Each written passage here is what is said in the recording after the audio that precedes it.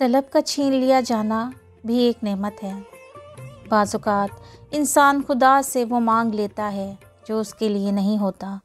کسی اور کے لیے مخصوص ہوتا ہے۔ ایک چیز یا شخص دنیا میں صرف ایک ہی ہے اور وہ دنیا میں کسی ایک شخص کو ہی مل سکتا ہے۔ ایسے میں اس چیز یا شخص کے زائد امیدواروں کو اکیلا نہیں چھوڑا جاتا کہ وہ اللہ کی رحمت سے نا امید ہو رہیں اور اپنے آپ کو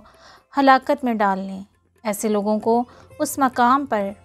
لا کھڑا کر دیا جاتا ہے کہ انہیں اپنی دعا قبول ہوتی ہوئی نظر آ رہی ہوتی ہے، پر پھر ان کی طلب سلب کر لی جاتی ہے۔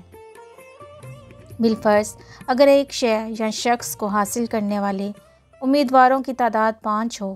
وہ شے یا شخص ملے گا تو کسی ایک کو ہی،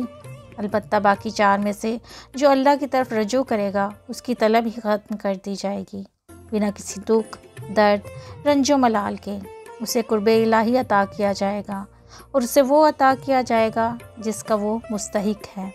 اور باقی جو اللہ سے رجوع کرنے سے محروم رہ جائیں گے وہ ساری زندگی حزن و ملال میں گزار دیں گے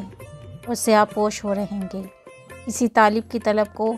اس دنیا کی کوئی طاقت ختم یا کم نہیں کر سکتی، حتیٰ کہ حکم ربی نہ ہو، اور جب حکم ربی ہوتا ہے تو انسان کی دعا قبولیت کی حدوں کو بھی چھو رہی ہوتی ہے۔ اگر طالب چاہے تو اس کی ایک انگلی کی جنبش پر اس کی طلب اس کے حوالے کر دی جائے، مگر اس مقام پر اگر طلب ہی ختم ہو جائے تو طالب اپنی طلب سے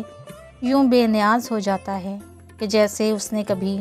اس چیز کی طلب ہی نہ کی تھی، اور یہ کیفیت بڑی پرسکون کر دینے والی ہوتی ہے۔